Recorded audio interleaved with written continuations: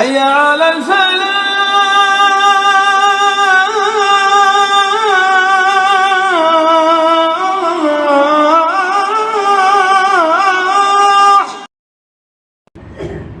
الحمد لله وحده والصلاة والسلام على من لا نبي بعده.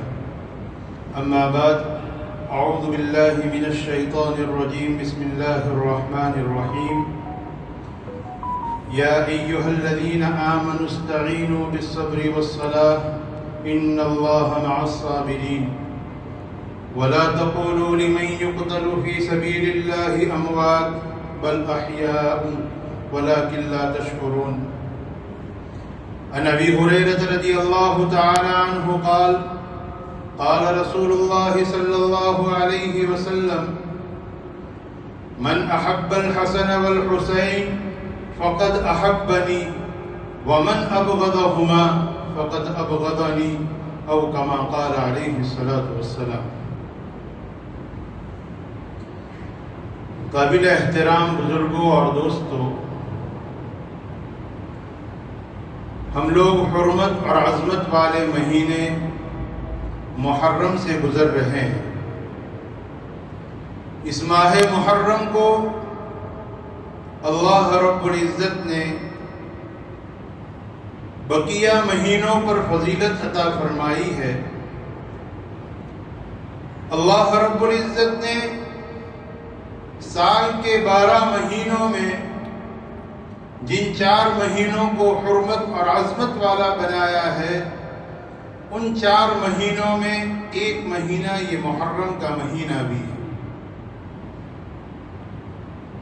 اور ان حرمت اور عظمت والے 4 مہینوں کے اندر بھی محرم کا مہینہ ایسا ہے کہ اس مہینے کو ایک خاص فضیلت حاصل ہے. اس مہینے کو یہ اعزاز حاصل ہے کہ میرے اور آپ کے آقا تاجدار مدینہ فخر دو عالم سرور کونین حضرت محمد مصطفیٰ صلی اللہ علیہ وسلم نے اس محرم کے مہینے کو شہر اللہ یعنی اللہ کا مہینہ کہا. سال کے 12 مہینے یہ اللہ رب العزت ہی کے ہیں، لیکن اس مہینے کے اعزاز اور اس کی فضیلت کی بنیاد پر میرے اور آپ کے آقا صلی اللہ علیہ وسلم نے اس محرم کے مہینے کو شہر اللہ کہا.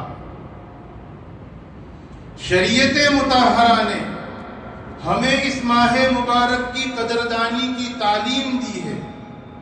قرآن کریم میں اللہ رب العزت نے جس جگہ پر ان 4 حرمت والے مہینوں کا بیان فرمایا ہے، وہیں پر اللہ رب العزت آگے ارشاد فرماتے ہیں: فَلَا تَظْلِمُوا فِيهِنَّ أَنفُسَكُمْ، کہ ان مہینوں کو غفلت میں نہ گزار دینا، بلکہ ان مہینوں کی قدر کرتے ہوئے، قدردانی کرتے ہوئے ان مہینوں کو گزارنا.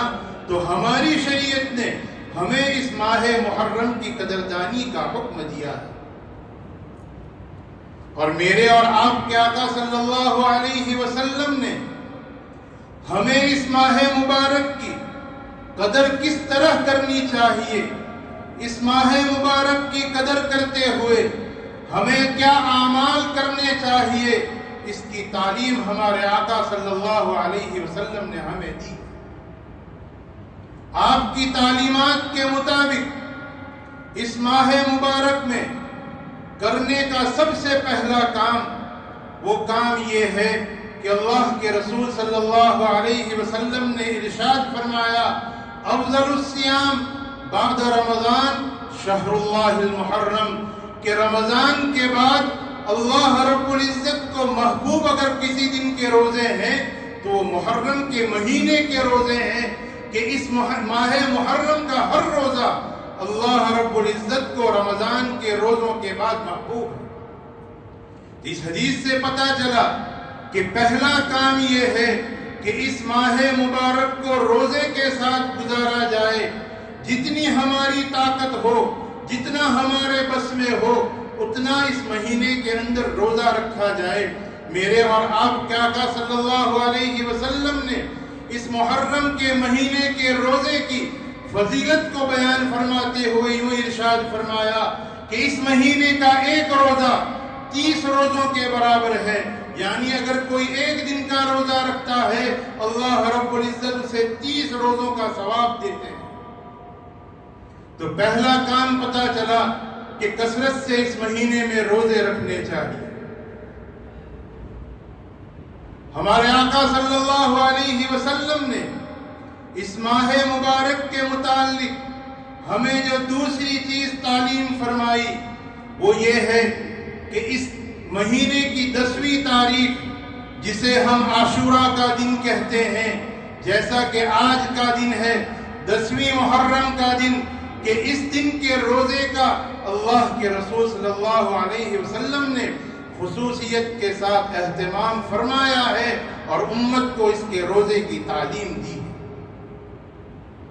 اور اس روزے کی عاشورہ کے دن کے روزے کی فضیلت یوں بیان فرمائی کہ اگر کوئی عاشورہ کے دن کا روزہ رکھتا ہے، میں اللہ رب العزت کی ذات سے امید کرتا ہوں کہ اللہ رب العزت اس روزے کے بدلے اس کے پچھلے 1 سال کے گناہ صغیرہ کو معاف کر دیں۔ تو کرنے کا دوسرا کام پتہ چلا کہ اس دن یعنی 10ویں محرم کا دن روزے کے ساتھ گزارا جائے، اس کے ساتھ 9ویں کا یا 11ویں کا بھی روزہ ملا لیا جائے۔ آپ علیہ الصلوۃ والسلام نے اس ماہ مبارک کی قدردانی کے طور پر کرنے کا جو تیسرا کام بتلایا وہ کام یہ ہے کہ اللہ کے رسول صلی اللہ علیہ وسلم نے ارشاد فرمایا کہ من وصى علی عیالہ، کہ جس نے 10ویں محرم کے دن عاشورہ کے دن اپنے گھر والوں کے اوپر ان کے اوپر خرچ کرنے میں وسعت کی، اللہ رب العزت اس وسعت کرنے والے کے اوپر پورا سال وسعت فرمائیں گے۔ تو یہ تیسرا کام اللہ کے رسول صلی اللہ علیہ وسلم کی تعلیمات کے مطابق اس ماہ مبارک میں کرنے کے جو کام ہیں وہ یہ 3 کام ہیں کہ اس مہینے میں کثرت سے روزے رکھے جائیں، 10ویں محرم کے روزے کا اہتمام کیا جائے اور 10ویں محرم کے دن اپنے اہل و عیال کے اوپر خرچ کرنے میں وسعت کی جائے۔ یہ آپ علیہ الصلوۃ والسلام کی تعلیم ہے کہ اس ماہ مبارک کی قدر کرتے ہوئے ہمیں ان کاموں کو کرنا چاہیے۔ لیکن آج ہم نے اللہ کے رسول صلی اللہ علیہ وسلم کی ان تعلیمات کو بھول کر اور بھلا کر ایسی باتوں اور ایسے کاموں کو اس ماہ مبارک کے ساتھ جوڑ دیا کہ نہ تو ان باتوں کا نہ ہی ان کاموں کا شریعت کے ساتھ دور دور تک کا کوئی واسطہ نہیں۔ ایسی باتوں کو اور ایسے کاموں کو ہم نے اس ماہ مبارک کے ساتھ جوڑ دیا، حالانکہ ہم سب کا ایمان ہے کہ اللہ رب العزت نے میرے اور آپ کے آقا صلی اللہ علیہ وسلم کی زبان اطہر سے اعلان کروا دیا الیوم اکملت لکم دینکم، کہ آج تمہارا دین مکمل ہو چکا۔ مفسرین اس آیت کے تحت فرماتے ہیں کہ اس آیت کریمہ کے نزول کے بعد احکامات کی لائن کی ایک بھی آیت نازل نہیں ہوئی۔ مطلب کیا ہوا کہ جتنے احکامات تھے، شریعت کے جتنے کرنے کے کام تھے، وہ آقا علیہ الصلوۃ والسلام کے ذریعہ اللہ رب العزت نے امت کو بتلا دیے۔ اس کے باوجود اگر کوئی شخص شریعت میں ایسی باتوں کو جوڑتا ہے کہ جس کا دین کے ساتھ کوئی واسطہ نہیں ہے، نعوذ باللہ، یہ گویا کہ اللہ کے رسول صلی اللہ علیہ وسلم پر الزام لگاتا ہے کہ یہ بھی شریعت کے کرنے کے کام تھے، لیکن نعوذ باللہ اللہ کے رسول نے ہمیں یہ کام نہیں بتلائے۔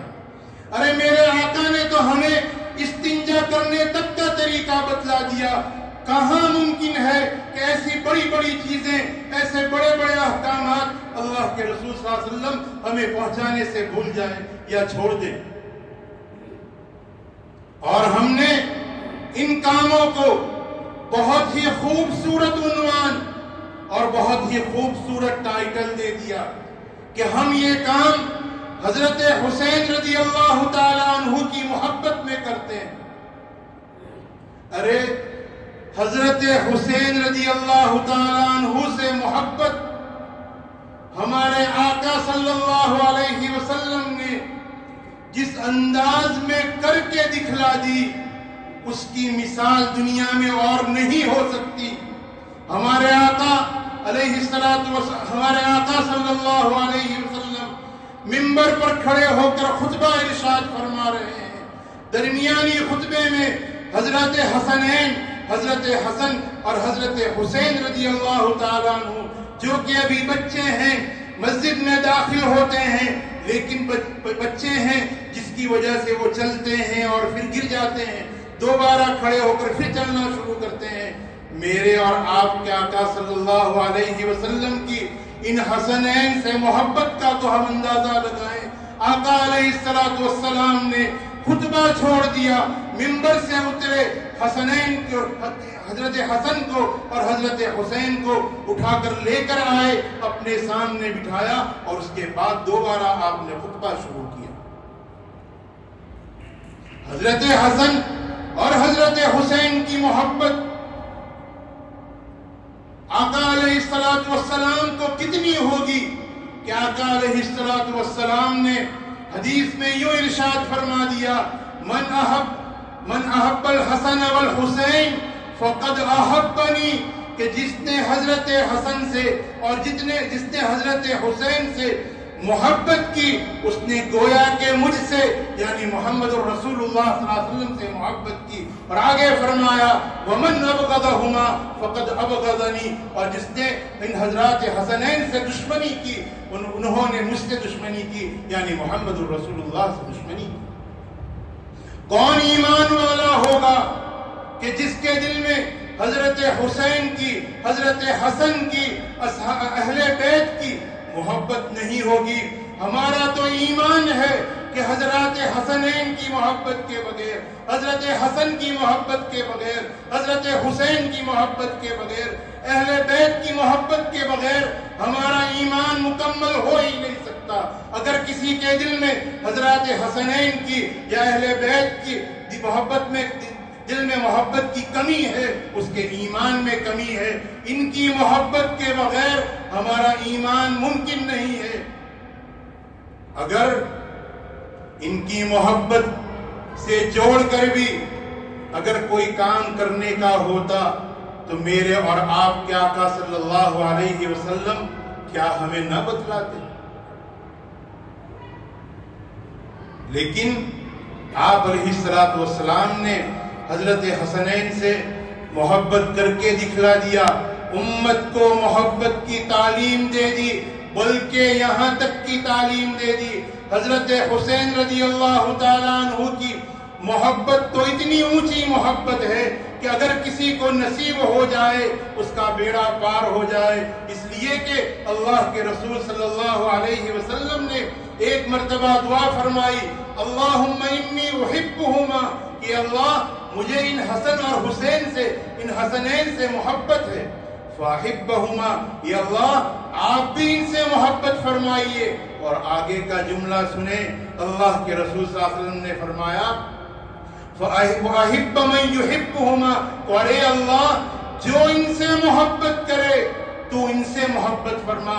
تو حضرت حسین کی، حضرت حسن کی محبت تو اتنی اعلیٰ چیز ہے کہ اللہ کی محبت اس سے حاصل ہو سکتی ہے، تو کون ایمان والا ہوگا کہ جس کے دل میں حضرات حسنین کی، حضرت حسین کی محبت نہیں ہوگی؟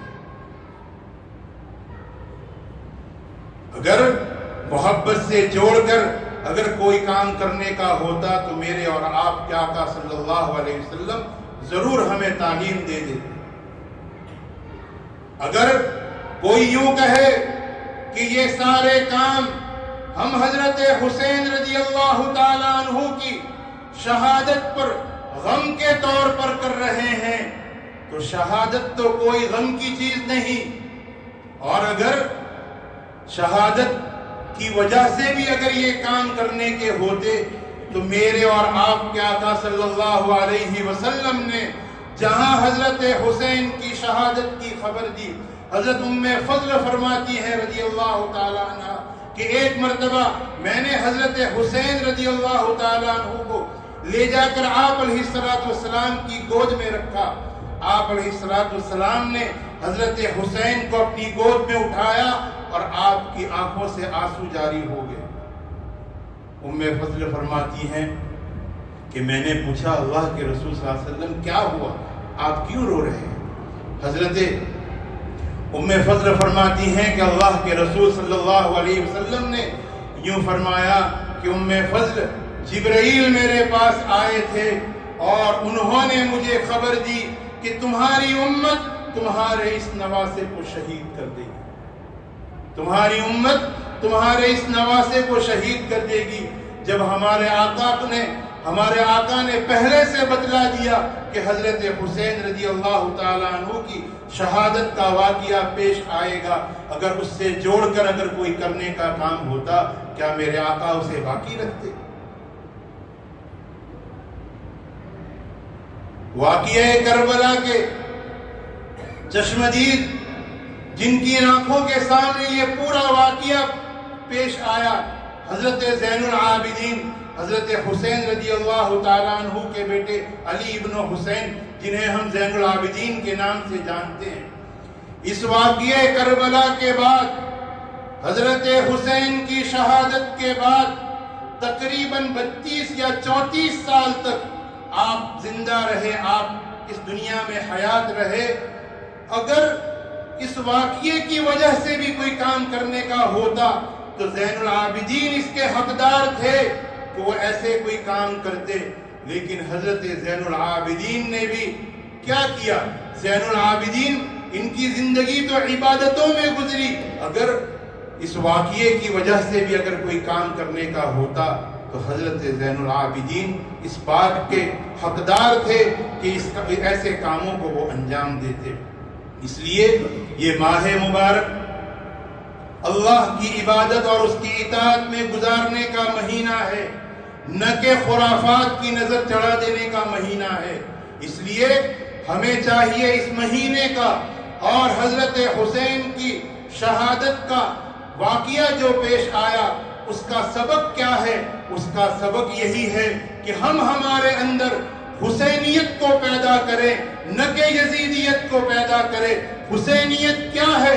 حسینیت یہ ہے کہ حق کے سامنے اس طریقے سے ڈٹ جائے کہ جان چلی جائے تو چلی جائے لیکن باطل کے سامنے نہ جھکا جائے، یہ حسینیت ہے۔ حسینیت کیا ہے؟ حسینیت یہ ہے کہ جان آخری سانس تک، آخری دم تک اللہ کے حکم کو پورا کیا جائے، جیسا کہ حضرت حسین نے آخری وقت تک بھی نماز نہیں جانے دی۔ یہ حسینیت ہے کہ جس آخری سانس تک بھی اللہ کے حکم کو پورا کیا جائے۔ اور یزیدیت کیا ہے کہ شریعت کے احکامات کو، اللہ کے اور اس کے رسول کی تعلیمات کو پیچھے ڈال کر، اسے چھوڑ کر، اسے بھول کر زندگی گزاری جائے، یہ یزیدیت ہے۔ فیصلہ اب ہمارے ہاتھ میں ہے کہ ہمیں حسینیت سے محبت ہے یا ہمیں یزیدیت سے محبت ہے۔ اگر حسینیت سے محبت ہے تو ہم وہ کام کریں جن کام کی تعلیم اللہ کے رسول صلی اللہ علیہ وسلم نے ہمیں اس مہینے میں کرنے کے دی ہے۔ ورنہ اگر کل قیامت کے میدان میں حضرت حسین رضی اللہ تعالیٰ عنہ نے کھڑے ہو کر نانا جان کے سامنے یہ کہہ دیا کہ نانا جان میں نے تو آپ کے دین کے خاطر اپنی جان دے دی، لیکن آپ کی امت نے میری شہادت کو راستوں پر اور سڑکوں پر مذاق کا سامان بنا دیا، ہمارے پاس ہے کوئی جواب؟ اس لیے شریعت کے دامن کو تھامیں۔ اللہ نے ہم سب کو صاحب عقل بنایا ہے، اللہ نے ہمیں عقل دی ہے، پڑھیں، معلوم کریں کیا حق ہے اور کیا ناحق ہے اور حق کے ساتھ کھڑے رہے، یہی حسینیت ہے۔ اور حسینیت کا دامن ہمیں چاہیے کہ ہم ہمیشہ تھامے رکھیں، یہی ہمارے لیے نجات ہے۔ اللہ رب العزت ان کہی سنی باتوں پر سب سے پہلے مجھے پھر آپ تمام حضرات کو عمل کی توفیق عطا فرمائے۔ وآخر دعوانا الحمدللہ رب العالمین۔